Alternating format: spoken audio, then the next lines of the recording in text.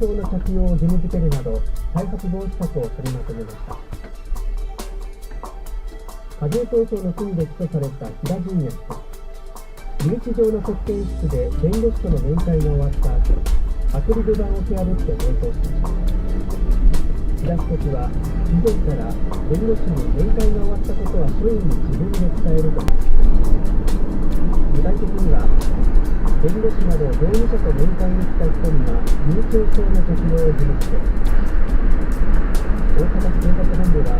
これらの新たな対策について全ての警察署に周知し、再発防止を徹底することとしています。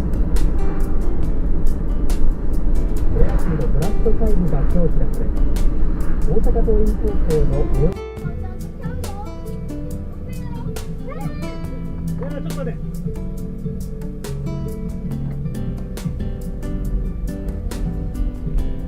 これは効率が悪くない。